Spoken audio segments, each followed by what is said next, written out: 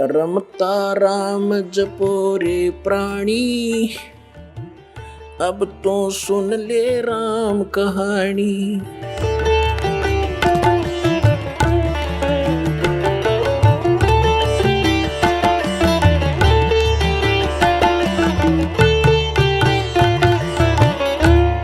अपनात्माओं, अब हम आपको श्रीमद् भगवत गीता जी का ज्ञान किसने बोला ये थोड़े से संक्षिप्त में सुनाएंगे।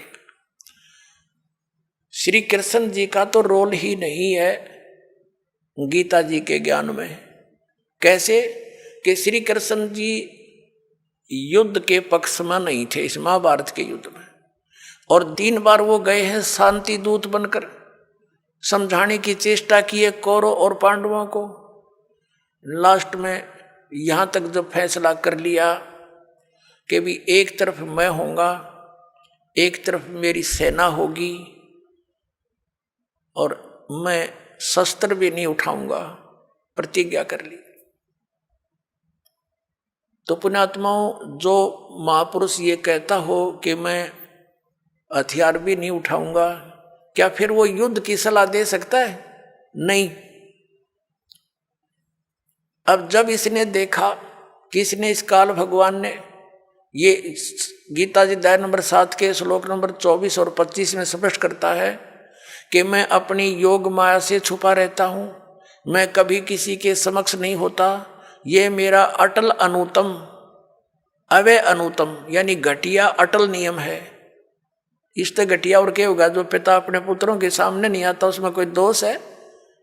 तो इस कारण इस प्रकार वो स्पष्ट करता है कि मैं अपनी योग माया से छुपा रहता हूं, और मुझ अव्यक्तम व्यक्तिम आपना मननते, मुझ अव्यक्त को मैं तो अव्यक्त रहता हूं और मुझे कृष्ण मान रहे हैं ये मूर्ख जन समुदाय। I am not Krishna, Gita ज्ञानदाता कहता। अब ये इसके जन्म और कर्म कैसे अलौकिक है पुण्यात्माओं। ये काल जो है, जैसे आप जी ने श्री शिव पुराण के अंदर इस विद्वेश्वर संहिता के अंदर देखा, आपको दिखाएंगे, तो उसके अंदर क्या लिखा है कि ब्रह्मा और विष्णु जी का आपस में इसी बात पर युद्ध हो गया। ब्रह्मा जी कहते हैं विष्णु जी के मैं तेरा जनक हूं, मैं तेरा बाप हूं, तेरी उत्पत्ति मैंने की है। विष्णु जी कहते हैं मैं तेरा बाप हूं, तेरी उत्पत्ति मेरी नाभि कमल से हुई है। इसी बात पर इनका युद्ध हो गया। इसको समाप्त कराने के लिए इनके पिता, जिसने यह गीता का ज्ञान बोला, ये इनका पिता है, ये काल रूपी ब्रह्म सदा शिव यही है। इसने इन दोनों के बीच में एक तेजो में लिंग खड़ा कर दिया, स्तंभ, और बहुत लंबा चौड़ा, ये ऊपर नीचे घूमने लगे। उसका और छोर प्राप्त करने के लिए युद्ध बंद हो गया। फिर ये स्वयं अपने पुत्र शिव का रूप धारण करके खड़ा हो गया। फिर इनको समझाने लगा कि तुम भगवान नहीं हो, यू आर नॉट गॉड, तुमने अपने आप को इस मान लिया, जैसा कि आपको बहुत बार दिखाया है दास ने। फिर ये कहता है कि पुत्रों ब्रह्मा और विष्णु को कि तुमने जो 2 कृत 2 डिपार्टमेंट जैसे उत्पत्ति और सतिथि का तुमने मुझसे प्राप्त किए तपस्या करके, इसी प्रकार 2 कृत महेश्वर और रुद्र को ने प्राप्त किए मेरे से। तो इसका मतलब ये 5वां है जो श्री शिव पुराण का ज्ञान और ब्रह्मा विष्णु को जो ज्ञान दे रहा है, यो इनका पिता है। और ये उसी विद्वेश्वर संहिता में इसी चैप्टर में कहता है कि मेरा एक ओम अक्षर है, नथिंग एल्स, और इसका सिमरण करो, इसका सिमरण करने से मेरा ही स्मरण होता है। तो इससे सिद्ध हो गया कि जो शिव पुराण के विद्वेश्वर संहिता के अंदर बोल रहा है वो काल है, और वो शिव रूप बना के खड़ा हो गया। ऐसे ये छल करता है, किसी को ब्रह्मा रूप में दर्शन दे देता है, किसी को विष्णु जी के रूप में दर्शन दे देता है, तो वो विष्णु जी की महिमा गाने लग जाता है कि विष्णु जी आप ही भगवान हो, आप छुपाए हुए हो अपने आप को।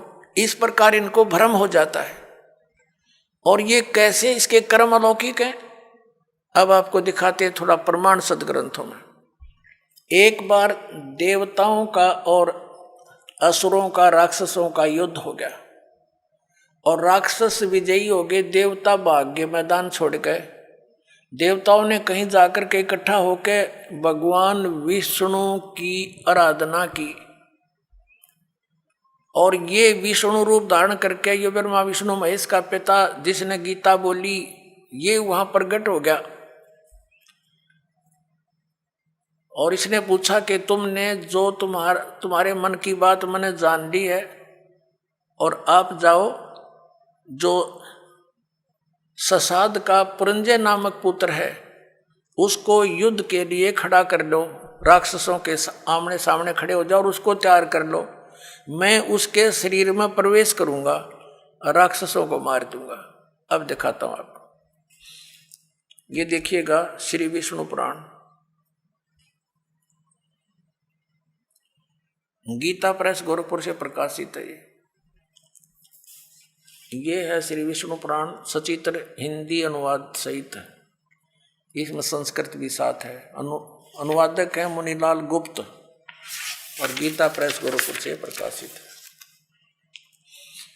प्रकाशक एवं मुद्रक है गीता प्रेस गोरखपुर, गोविंद भवन कार्यालय कोलकाता का संस्थान। ये है अध्याय नंबर 2 और चतुर्थ अंश और 233 पृष्ठ पे ये विष्णु पुराण। अब हम आपको यहां ले आते हैं, 233 पृष्ठ पे यहां से पढ़ेंगे। पूर्व काल में त्रेता युग में एक बार अति भीषण देव असुर संग्राम हुआ, देवताओं और राक्षसों का। उसमें महाबलवान दैत्यगण से पराजित हुए देवताओं ने भगवान विष्णु की आराधना की। तब आदि अनंत शून्य अशेष जगत प्रतिपालक श्री नारायण ने देवताओं से प्रसन्न होकर कहा, आप लोगों का जो कुछ अभिष्ट है वह मैंने जान लिया है, तुम जो चाहते हो मैं समझ गया। उसके विषय में यह बात सुनिए। राजऋषि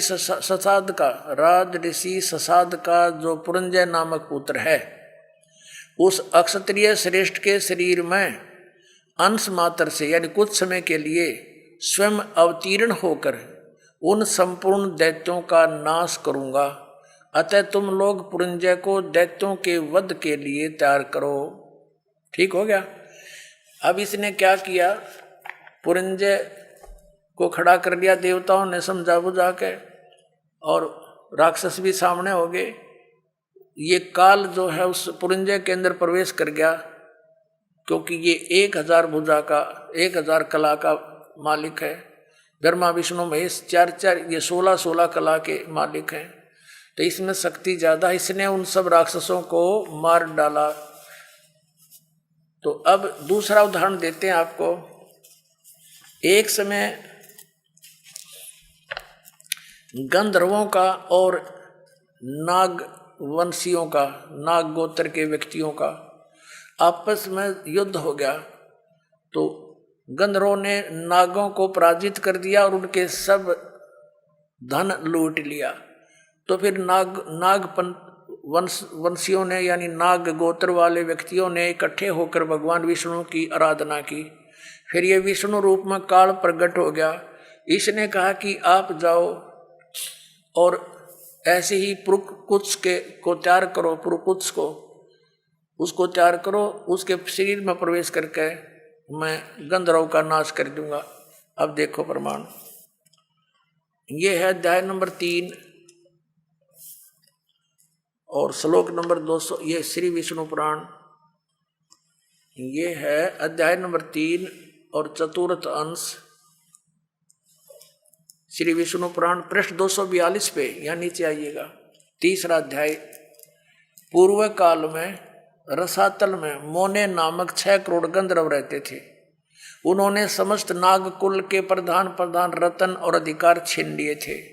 गंधर्वों के पराक्रम से अपमानित उन नागेश्वरों द्वारा स्तुति किए जाने पर उसके श्रवण करने से जिनकी विकसित कमल सदृश आंखें खुल गई हैं, निंद्रा के अंत में जागे हुए उन जलशाही भगवान सर्वदेवेश्वर को प्रणाम कर उनसे नाग गुणों ने कहा, भगवान इन गंधर्वों से उत्पन्न हुआ हमारा भय किस प्रकार शांत हो।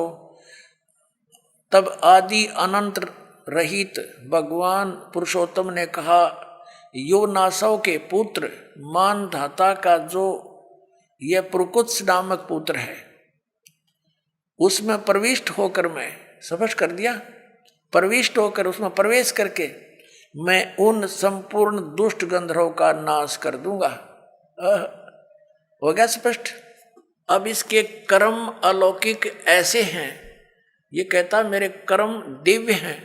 इसी प्रकार इसने श्री कृष्ण जी में प्रवेश करके गीता का ज्ञान वेदों वाला प्लस में अपने युद्ध कराने की जो अटकलबाजी, ये श्रीमद् भगवत गीता नाम से 18 अध्याय इसने बोले और आखिर में डरा धमका के विराट रूप दिखा के भयंकर रूप जिसको देख करके अर्जुन कांपन लग गया, अर्जुन जैसा योद्धा, और लास्ट में डरते ने हाँ भर ली अर्जुन ने कि उसने सोच लिया कि इसका उद्देश्य युद्ध करवाना है और यदि मैं ना कर दूंगा और इसने फिर एक बार वो विराट रूप दिखा दिया मेरा हार्ट अटैक हो जाएगा। इसलिए इसने अपनी भलाई समझी कि मरना तो मैंने है ही, युद्ध करूंगा वहां भी मारा जा सकता हूं, और जब इसने फिर विराट रूप दिखा दिया फिर भी मारा जा सकता हूं, और भगवान के इरादे से वो परिचित हो गया था कि ये युद्ध चाहता है। तो इसने कह दिया कि हाँ जी मैं आप सब समझ गया हूं, आप जो कहना चाहते हो मैं युद्ध कर लूंगा। नहीं, श्री कृष्ण युद्ध करवावे, जब पहले वो मना कर रहा था कि नहीं आप युद्ध मत करो नाश हो जाएगा। और फिर ये क्या कहते हैं हमारे धर्मगुरु कि अर्जुन अक्षत्रिय धर्म का पालन नहीं कर रहा था इसलिए भगवान ने उसको प्रेरित किया। अरे श्री कृष्ण स्वयं अक्षत्रिय था, और जब काल्यावन ने चढ़ाई करी मथुरा के ऊपर स्वयं भगवान युद्ध मैदान छोड़कर भाग गए थे, जिस कारण से उनको रण छोड़ भगवान कहा जाता है। तो उन्होंने उस समय भी अपने क्षत्रिय धर्म का पालन त्याग दिया, इसलिए कि जिस कारण से अनर्थ टल जावे नाश ना होए। तो क्या वो व्यक्ति फिर अक्षत्रिय धर्म के पालन करने के लिए इसे नाश करने की सलाह दे सकता है? तो पुण्यात्माओं, अब हमने इन सदग्रंथों से स्वयं परिचित होना है। ठीक है, इन्होंने जितना ज्ञान दिया वो इनके सत्र का इनके पास रहे। अब हम सदग्रंथों के अनुसार साधना करेंगे और ज्ञान ग्रहण करेंगे। अब आपको दिखाते हैं कि श्री कृष्ण जी को तो पता नहीं मैंने क्या बोला था गीता जी में, अभी दिखाता हूं। अपनात्माओं, महाभारत का युद्ध हो लिया, कौरवों का नाश हो गया, पांडव राजगद्दी पर विराजमान हो गए। उसमें श्री कृष्ण के अंदर से काल निकल गया, ओनली श्री कृष्ण विद्यमान था, प्रेजेंट था। एक दिन श्री कृष्ण जी ने कहा कि अब मैं वापस जाता हूं द्वारका को और तुम अपना राज करो। अर्जुन ने कहा कि भगवान आप हमें कुछ सत्संग अध्यात्म ज्ञान सुना कर जाओ, क्योंकि आप हमारे गुरु हो, एक सत्संग करके जाइयो। जब श्रोतागण सामने बैठे थे, अर्जुन और कृष्ण वहां पर टहल रहे थे, सत्संग का समय के इंतजार कर रहे थे, श्रद्धालु आ रहे थे। तब श्री कृष्ण जी से अर्जुन ने कहा, भगवान कृपा मुझे वही ज्ञान सुनाना जो आपने युद्ध के दौरान सुनाया था, यानी वो गीता जी का ज्ञान बताना। अब मैं भूल गया हूं, बुद्धि के दोष से मुझे याद नहीं रहा। श्री कृष्ण जी कहते हैं कि तू बड़ा श्रद्धाहीन है अर्जुन, तू बड़ा बुद्धिहीन है, तूने उस ज्ञान को याद क्यों नहीं रखा। और अर्जुन पर तो डांट मार रहे हैं कि तूने याद क्यों नहीं रखा, और स्वयं कह रहे हैं अब मैं पूरा ज्यों का तो तुझे उसको नहीं बता सकता, क्योंकि उस समय मैंने योग युक्त होकर ये ज्ञान बोला था। भले आदमियों, जब युद्ध के इसे खतरनाक भयंकर समय में योग युक्त हुआ जा सकता है, तो इस पीस में क्या दिक्कत आ गई योग युक्त होने में? अब हो जा 2 मिनट लगे जो ज्ञान होता उसने बोला हो, तो उसने बोला ही नहीं था। ये श्री कृष्ण में प्रवेश करके काल बोल गया। जैसे आप देखते हो एक प्रेत आत्मा दूसरे के शरीर में प्रवेश कर जाती है और वो प्रेत बोलता रहता है, बहुत कुछ बोल जाता है, उसके जाने के बाद जिस शरीर की वो आत्मा अपने सचेत होती है, फिर उसको कोई अन्य ही बताते हैं, ऐसे बोल रहा था तू, ऐसे बोला, ऐसे बोला, उसको कुछ नहीं पता होता मैंने क्या बोला, और ही बताते हैं, फिर वो कहने लग जाता मैंने एक दिन ऐसे बोला। तो ऐसे श्री कृष्ण जी में प्रवेश करके उसकी आत्मा को दबा कर ये काल बोल गया सारे काम ने, और उसके निकलने के बाद फिर ओरिजिनल कृष्ण था वो क्या बोलता है दिखाता हूं आपको। देखिए ये संक्षिप्त महाभारत द्वितीय खंड, ये द्वितीय खंड गीता प्रेस गोरखपुर से प्रकाशित है। संपादक तथा संशोधक हैं जयदयाल गोविंद का, जिसने श्री मद्भुत गीता का भी अनुवाद किया है। गीता प्रेस गोरखपुर से प्रकाशित है, गीता प्रेस गोरखपुर से।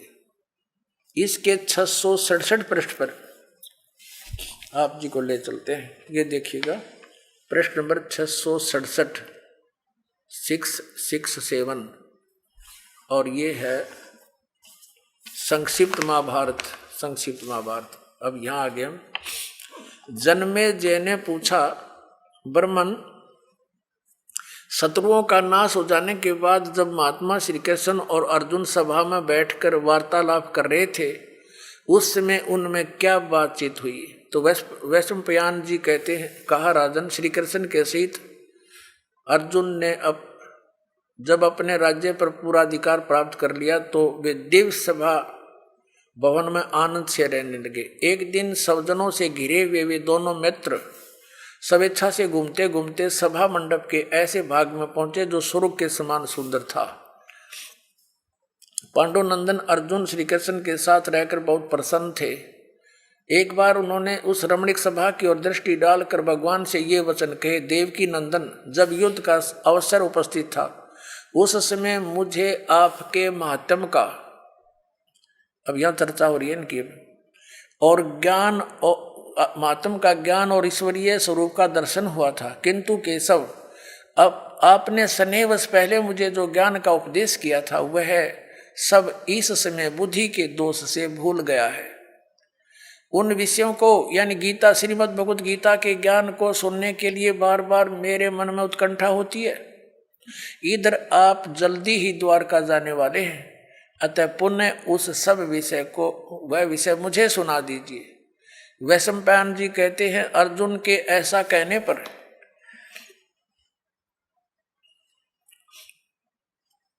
वक्ताओं में श्रेष्ठ महातेजस्वी भगवान श्री कृष्ण ने उन्हें गले से लगाकर इस प्रकार उत्तर दिया।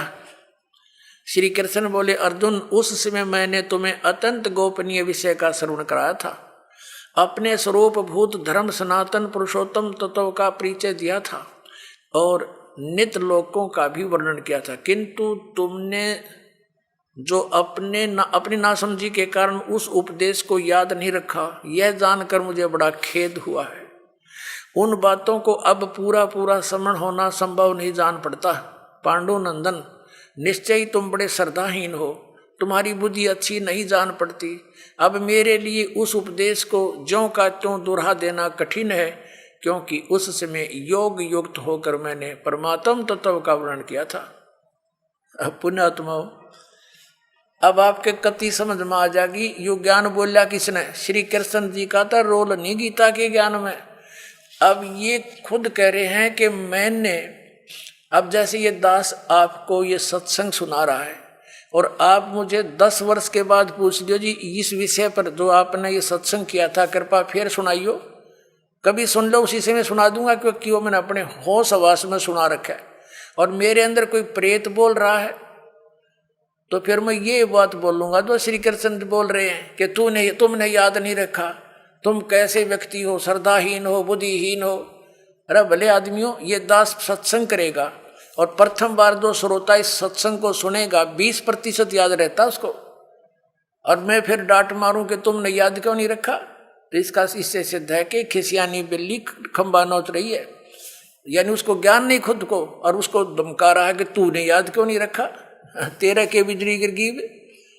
अब तो आपको क्या हो गया, जब ऐसे भयंकर युद्ध के समय में आदमी योग युक्त हो सकता है, तो शांत है, सब तरह से बिल्कुल पीस ऑफ माइंड है, आराम से योग युक्त हो सकते।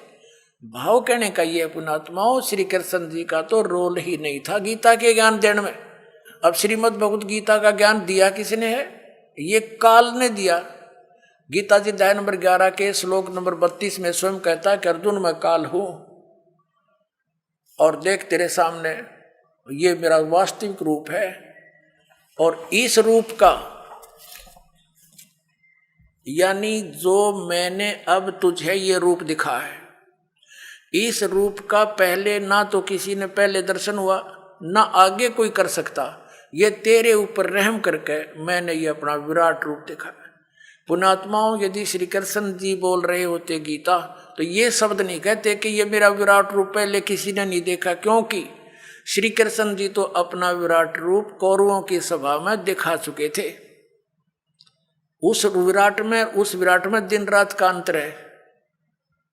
पुणात्माओं, एक तो 60 वाट का बल्ब हो, ट्यूब हो, और एक हो 1000 वाट की, तो कितना अंतर है? ट्यूब दोनों है, लेकिन वो 1000 वाट वाली 60 वाट वाली से भिन्न होती है। तो इसी प्रकार इन दोनों ने ही विराट रूप दिखाया था, उसमें और उसमें भिन्नता थी। और ये शब्द श्री कृष्ण जी नहीं कह सकते कि पहले किसी ने नहीं देखा और आगे कोई नहीं देख सकता। तो इससे सिद्ध है गीता ज्ञानदाता श्री कृष्ण नहीं, उसके अंदर प्रवेश करके काल बोल रहा। वो 1000 भुजा का भगवान है, 1000 कला का है, सहस्रा बाहु। अब 11वें अध्याय के 21वें श्लोक में अर्जुन कहता है कि हे सहस्रा बाहु, हे 1000 भुजा वाले भगवान, अपने उसी चतुर्भुज रूप में आ जाओ। क्योंकि वो श्री कृष्ण मान रहा था उसको, और श्री कृष्ण इज विष्णु, विष्णु जी जो है ये 4 भुजा के भगवान है। अब इस दास की नजरों से आपको पता चलेगा कि श्रीमद् भगवत गीता का ज्ञान किसने बोला। और दूसरा और अन्य प्रमाण एक ये है कि श्री कृष्ण तो अर्जुन के साले थे। श्री कृष्ण की बहन अर्जुन को ब्याही थी सुभद्रा जी, अपने साले को पहचानने से भूल गया। वो श्री कृष्ण नहीं था। वो श्री कृष्ण से बाहर निकलकर वो काल देख रहा था, ऐसे भयंकर रूप दिखाया, और श्री कृष्ण अलग खड़े हैं, ओझल हो गए उसके प्रकाश में, तेज में। तब अर्जुन पूछता है, हे महानुभाव आप कौन हो? मैं आपको नहीं पहचानता। तो क्या श्री कृष्ण थे वह? और भी ढेर सारे प्रमाण हैं कि श्री कृष्ण जी ने गीता का ज्ञान नहीं कहा। श्री कृष्ण जी ने पहले कभी काल नहीं कहा अपने आप को, बाद में कभी काल नहीं कहा। श्री कृष्ण जी के पास तो ये जितनी गौवें थी, ग्वाल बाल थे, गोपियां थी, सब आकर के प्यार पाते थे, उसकी तरफ देखते रहते थे, निहारते रहते थे। क्या वो काल हो सकते? तो पुण्यात्मा, श्रीमद् भगवत गीता का ज्ञान इस सर्वपुरुष ब्रह्म ने दिया, जो ब्रह्मा विष्णु महेश का पिता है, और इसी को हमारे धर्मगुरु, इसी को परम ब्रह्म बोलते हैं। इस काल को कि ये मूर्ति रहित है, ये आकार में आया तो सदाशिव बन गया, ब्रह्मा जी बताते हैं। और फिर इसने अपने शरीर से एक स्त्री की निकाली अपने शरीर तक, जो इसके श्रीअंग से अलग होने वाली नहीं थी। वो कौन थी? वो दुर्गा थी। वो परमेश्वर ने निकाली थी इस काल के पेट तक, जो आपको सृष्टि रचना में बहुत बार बताया और सुनाया गया है।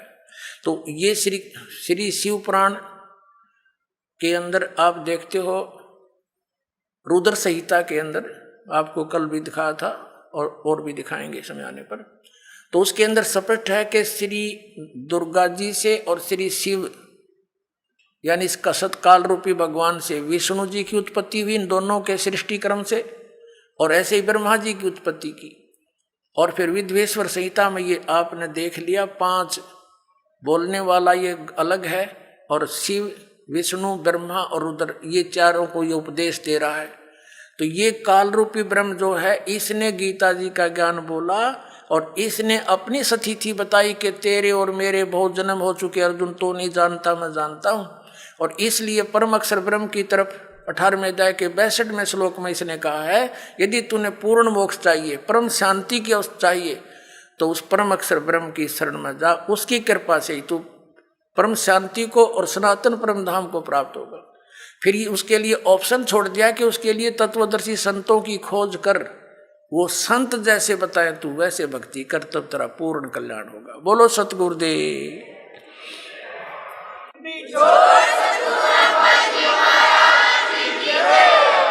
आप सुन रहे थे जगत गुरु तत्वदर्शी संत रामपाल जी महाराज जी के मंगल प्रवचन। अधिक जानकारी के लिए विजिट कीजिए हमारी वेबसाइट www.jagatgururampalji.org। संत रामपाल जी महाराज जी के शुभ आशीर्वाद से पूरे विश्व भर में 500 से भी ज्यादा नाम दीक्षा केंद्र हैं, जिन पर संत रामपाल जी महाराज जी द्वारा ऑनलाइन निशुल्क नाम दीक्षा दी जा रही है। अपने नजदीकी नाम दीक्षा केंद्र का पता करने के लिए संपर्क करें 8222880541।